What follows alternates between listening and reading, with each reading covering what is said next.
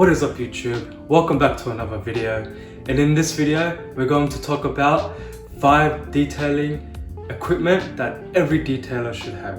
In this video we'll be talking more about the beginner side of things, where these are things that I feel like every detailer should have from the get-go, from when you start your business, when you're growing your business, going to more the intermediate stage, and even when you're at the advanced stage. I feel like these are 5 things that every detailer should have, but I feel like these are 5 very important things for a beginner to have also. Before we get on with this video, please leave a like, comment, subscribe. This video is obviously shot in Australia, so the equipment we use and the products we use, although they are very similar, they are different brands, and the stuff we use here are totally different to the ones there. So those shock vacs and those Krenzel pressure washers and stuff like that, they cost a bit more to bring it over here. So these are more cost-effective ways if you wanted to start a detailing company, especially in Australia, and if you wanted to look at cheaper alternatives, especially in Australia, where if we were to try to import American style vacuums and stuff here, we were looking at paying almost double, if not triple sometimes. So it's better for us to use what we have, which is basically detailer's code. Everywhere you go, whatever you have, you can make do with what you have. You don't need the expensive stuff, you don't even need the most expensive high-grade equipment. You can always buy the cheap stuff, and you can make do with what you have. And that's why I love detailing so much, because of how versatile it is with the equipment you have. Because sometimes, again, it's not about the equipment you have, it's about how you use these equipments. Well, how do you get the best bang for your buck? Because again, this is a business, and if I'm gonna spend more than $1,000 on a vacuum, a pressure washer, my pricing has to reflect that.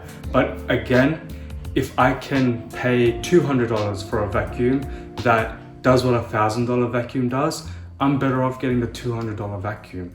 Why? Because it doesn't make sense holding something $1,000 when I can get the same results with something that's $200 as well. So keep that in mind, guys, because this is more a budget friendly and 5 things more for a beginner than as an intermediate or an advanced. Because again, as this detailing journey goes, a lot of detailers, although we strive for the same results, we go a different way with our equipment. But again, they're not too different from one another. We might prefer a different brand to another, but again, as long as we get the results that we want, then that's all that matters. Because again, as a detailer, we're looking at customer satisfaction, and we want more for our customers than we do for ourselves. These are 5 must detailing products that every detailer should have. Beginner's guide. Okay, so number 1 is a wet and dry vacuum. So the one behind me here is a very inexpensive wet and dry vacuum. So this alone will act as an extractor plus a vacuum. This is an ultimate workhorse, especially in Australia. This thing does not die. Like, I'm in love with this. And you can go to, they sell it at super cheap. I'm pretty sure it's around $120. But yeah, once you buy this, you will basically never need another vacuum again. These just do not want to die. And for the price that you pay, especially in Australia, this is a holy grail. Especially if you're a detailer who's starting out, you don't want to buy the $400, $500 vacuum, because again, that's not money wise as well. You need to use your money and invest it in marketing, and you still need pressure washer and stuff. You don't want to go $3,000, $4,000 deep into detailing, whereas you don't have a clientele, you don't even have the van, you don't have all these other marketing tools or following. Those are the things you would want to, I would prefer you to focus on before you look at trying to upgrade equipment. Whereas especially if you're going to get a $500 vacuum, I dare say I've tried $500 vacuums, and this is just as good as them. They don't die. They're very, like, there's a large drum in it, so you can extract as much as you want, and as long as you clean the inside and even clean the filters, you'll be fine. It's just a with the filter, all you need to do is just wash it. You can just rinse it and then just leave it in the sun for like half an hour, an hour. It dries and it will work perfectly fine. Again guys, it is only $120. It's a very inexpensive thing, but every detailer, this is a staple. This in a pressure washer is staple. You can get realistically any pressure washer, it will do the job. But with the vacuums, when you have a wet and dry function where you can do both and not have to worry about the vacuum breaking, it's a savior. Especially with this, if you get the right attachment, you can now extract seeds, you can do carpet shampooing, you can do so much more with how versatile this is. And again, when you're starting out detailing, you need space in your car, in your van. So having an extractor and having a vacuum and having all these other things, you have to eliminate something as well, right? You can't keep too many things in your van.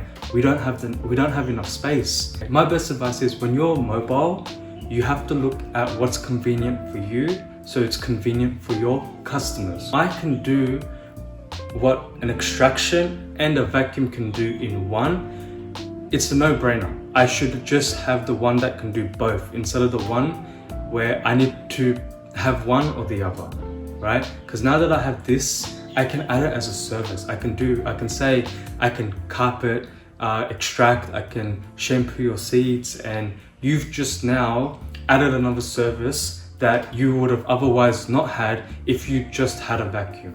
Okay guys, number 4 is a foam gun, right? Why a foam gun, right? So you can have expensive soap, you can have a great soap from whoever it may be. If you don't have a good foam gun, it will not foam as good as you want it to. When you guys are looking at cleaning someone's car, right? If they're just watching you, right? Not everyone watches, but for the chance that they do, and they're seeing that you're foam gun and you're spraying the car and it just looks like you're spraying a little bit of foam and a little more water, it's not as appealing. But when you, because they're not detailers, they're not professionals, they don't know, they can just look at it and be like, wow, this guy's good, right? So sometimes again with the detailing, something where people will see, even if they look out the window, it's an aesthetic purpose as well, right? I'm not saying those cheaper foam guns will not clean the car, they will clean the car, but you can get more bang from your buck if you were to get a better snow gun. So with the snow guns we have here, right?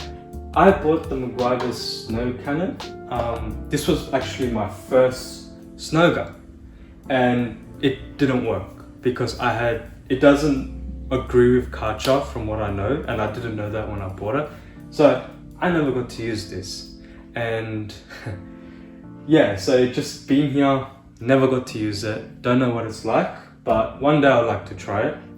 But after that, I bought this one. It's a cheap $30 Karcher one. This is what I'm talking about. I bought this thinking I need to get an expensive shampoo. That's what's gonna foam. Little did I know, you need the foam gun as well. You can't just buy whatever it may be, Chemical Guys, Guivers, anything. It won't foam as good, right?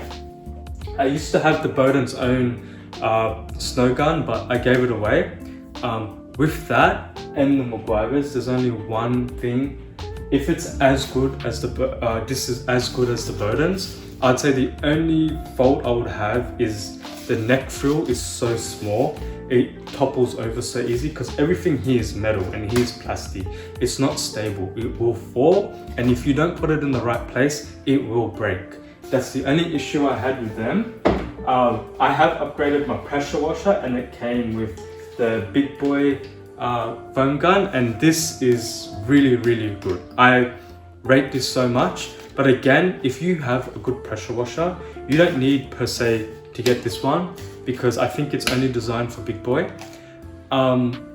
You can get the MJJC, and also with all the products that I have shown, I will leave a description. You can go to the MJJC and I will link every product that I have referred to in this video that I would prefer you to buy. Not the Karchers and stuff, but like something like this, like the MJJC, which is probably number one. And this is probably, I would say, just as good, especially when it's paired with the Big Boy pressure washer. It does very well.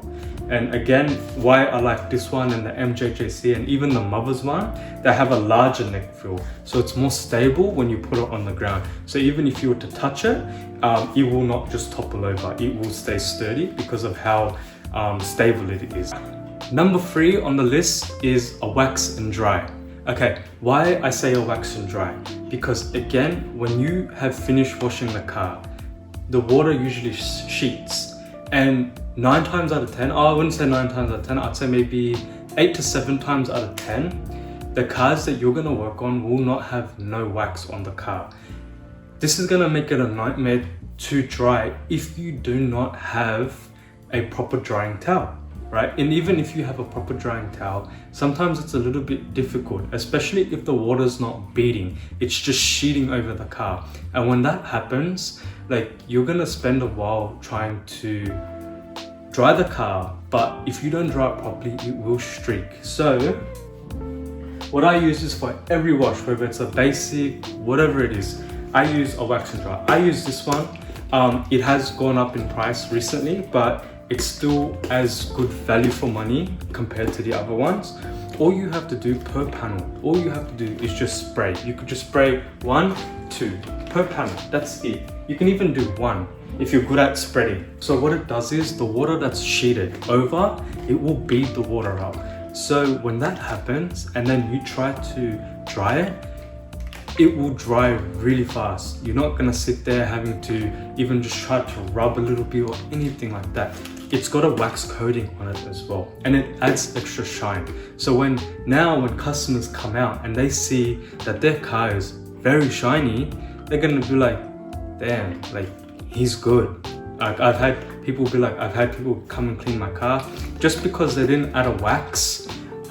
It doesn't give that extra gloss, extra shine. So something so little like this can take you so far in this detailing mode. Is a drill brush.